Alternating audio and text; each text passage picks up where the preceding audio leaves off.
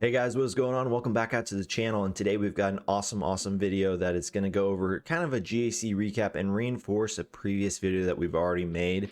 But before we get into the video, guys, I just want to remind you guys, if you guys could support the channel by leaving a like, that would be greatly appreciated. And if you guys haven't subscribed to the channel, I would greatly appreciate it, as we are amazingly growing fast. Like it's all because of you guys. Thank you guys so much for that. So today we're going to cover the top 5 offensive core teams that I kind of already went over in another video, but I decided to actually, put my money where my mouth is and show you guys what I did in season 24, and hey, how these teams really helped probably elevate my gameplay and help elevate my scores in order for me to get a pretty good record this last season. So this should be a very helpful video. It should also show you, like, some of these teams are really valuable, and it shows kind of how efficient they can be. So let's go ahead and get into this video, guys. It is in banner efficiency order. Just because someone is least efficient, or less efficient I should say, doesn't mean they're necessarily a bad team. It also depends on who they're up against. So a good example of that is this first one that we're going to go up with. So CLS, I used them 12 times. I got a banner average of 61.08, and you might look at that and say, well, that's pretty low, all things considering, but the teams that I went up against, right, Gas 501st 5 times in a season, you're just not going to get great banners against that team, right? Because he's gonna stand up at some point and do an AoE. Like, it's hard to get really good banners. But also about the notable kill board, it's not all my battles, it's just some of the ones that I found were interesting, or kind of showed, hey, how far up can these guys go, how far down can they go, kind of thing. What are some common teams that I see a lot of people placing, and so it's just an interesting way of seeing how their relative strength is, right? And you could see, if they really want to be efficient, right, like there was a lot of Mon Mothma teams, or a couple of Mon Mothma teams that I took out with them. They get 63 banners there. I took out a Star Killer with it.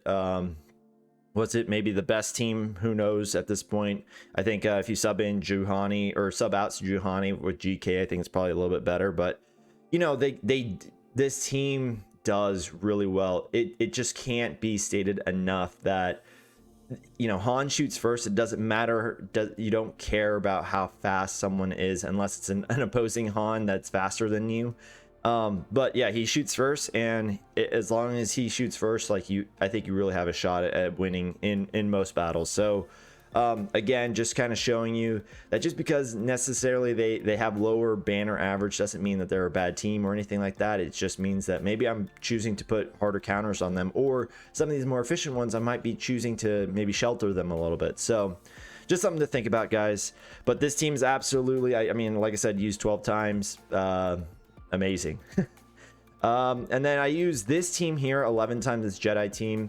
The only reason why it's not 12 times is honestly because one time I think I split I opened up the back and I realized I didn't need, like, this team. So I think I made JKL his own leader, and yeah, I just kind of went on about that. But yeah, used 11 times, pretty solid. And you can see here, punched up and beat a GL. Obviously, anytime that you could do that, that's pretty amazing. With also 64 banners. Faced this was, I remember, a Relic Talon too. Like, this was a serious team. Like, this Sith Assassin was like 320 speed, so after the plus 20 from Talon's unique, it was like 340. It was a very fast team, but Jedi Knight Revan's faster. And so that was a pretty interesting one. A lot of people are starting to set this Maul team, or at least people are experimenting with it to try to stop troopers. Not the best banners, I guess. It did drop a few, but not terrible ones either, especially for a very serious team like that. And then 4 times I used it to kill some sort of BAM variant. And those teams, or the little small portraits, are just examples of the ones that characters that were used inside the team. It's not necessarily saying it was this team comp or whatever. It's just basically saying that, hey, this is a team, there was somewhere some iteration of it. So getting 63.75 banners is pretty good on a team for 4 times. Very good, very flexible team, and I thought they did very, very good for me. Good things for me, at least. Now, this one is a little bit different. I used bounty hunters all 12 matches. I specifically only added after the third match, or after the first week, basically I added the Zam Omicron. So this is a Zam Omicron, or an Omicron on Zam. And so the 9 times that I used them, I got a 63.88 banner average. And I showed this on one of my stream recaps, but I'm telling you, I don't have great mods. You could go look on .gg right now. I do not have good mods on my Zam. It is actually impressive what she has done, how mod intensive, and the mods that she has saved me by just adding that Omicron. Very, very cool. Very, very awesome thing for me, for that to happen, honestly. And gets high banners on some of these teams. Look at that DR team again, variations of the 3 smaller ones here, but you know, anytime that you can take out a DR team for an average of 63.25 banners, pretty good. Took out some mall lead teams as well with her, as you know, because she's got some people that can attack out of taunts. She's got some, you know, some abilities in there that basically gets you to a contract fast. Was very, very interesting. Twice I saw a mall team, and I got 65 banners on that. This one, you know, again, you know, you see a lot of Newt leads, especially with Dooku. And one of the things is, you know, if you've got a fast Dooku, he's going to kind of speed up Newt with that TM gain, or any separatist really that is not a tank. And Zam, the way she boosts up the speed on all these guys, like, you don't have to worry about any of that because you're going to get 65 banners on it. So pretty awesome there. And then a couple variations of the BAM team as well. You know, I think there was one time where I was facing a guy that had like 340 speed on his Queel, and I was probably like near the end of that match, and I remember just thinking, well, I don't have a speed that's gonna beat that Queel except for my Omicron Zam. And again, you know, 2 battles, getting 63.5 banners, pretty sweet. So this team proved to be very, very good for me. I used to run Bosk lead, but in GAC now with that Omicron, it seems like this is a very, very solid team to get to punch way above, you know, my gear levels, my relic levels, and take out really good teams. So I really, really enjoyed this team.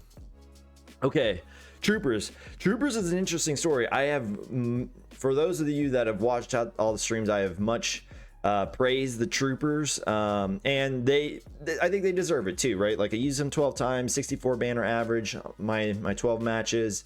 But I'll tell you this right now, DR Talon, that kind of changed some things, right? People were getting 350 speed DRs, and then with Talon, you know, 370, it was making it really, really hard to use you know, Troopers against it. And you could see I only used it twice, which again, in past seasons I'd probably 3 or 4 times more than that, just because, you know, it was easier to outspeed DRs back then. What I will say is, especially one of my matches, and I don't remember which one it was, but basically it was like really tough because I couldn't get the rest of my, well, Piet and like one other, I couldn't get my like you know, Dark Trooper to getting to that, you know, effective speed of 364 or whatever the heck it was. It was really, really, really tough to get there. And if you don't get the kill first, you know, you don't kind of get the huge TM gains. So it was really, really tough to get through these teams.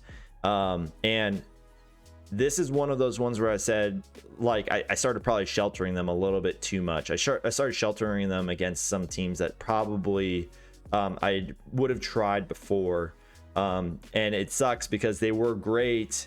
But now, like you see, I have 3 battles against Mon Mothma, which again, you know, with Kyle, he does make them pretty serious. You know, one against Geo's Maul, you know, one variation of Maul. So they still can punch up, they can still do some really amazing things. But this is one that I felt like when I looked through my history, I was a little underwhelmed with, like, because normally my Troopers have been such a huge part of my offense, and still are. I don't want to down talk them, but it did feel like oh, I didn't punch up as much this season with them. So, and I remember that one of these banner scores was like really low because, like I said, it was really hard to get my dark trooper up to that, you know, effective 365 or whatever it was, speed DR, and they did eventually take a turn. So that one was a lot lower than the other one. So I think I started sheltering them after that. Okay, this is the team that I want to spend some time on, man. Like this team, if it doesn't speak it from the stats alone, I need about 6 more of these teams. I used them 12 times, 65 banner average, you know, perfect scores on every single one of them. I faced like every variation of Qui-Gon Jinn, like I mean, four different teams. Like I said, that those pictures are just pictures that were, you know, of characters that were in there at some point. Doesn't mean that like it was those exact team comps. I faced them all. I feel like it was tremendous. Like these guys absolutely destroyed that, and I think this is going to change a little bit because of the, you know, nerf on Qui-Gon Jinn, Omicron Qui-Gon Jinn. All of them had JKA though. That was the, you know, the one, you know, guy that was a non-negotiable, and I think that's true to form. But yeah, Cam, GK, Barris, GMY, you name it, right? Doesn't matter. 65 on all of them is excellent. I did face an Omicron Dash team, and he was pretty quick. He was, I think he was like 330 after his leadership added in there, but still got a 65 banner on it all. Grievous teams, doesn't matter. Or didn't matter. These were the 2 comps that I faced and got 65s on them each time. And then it did punch down, I think, a little bit. You know, a lot of people are starting to use SLKR with Night Sisters or SLKR to solo something. And again, that might change this next season because we've seen that CG is going to address that. But I did face a few remnants of the First Order team, and they absolutely destroyed them. But this team is such a just amazing team.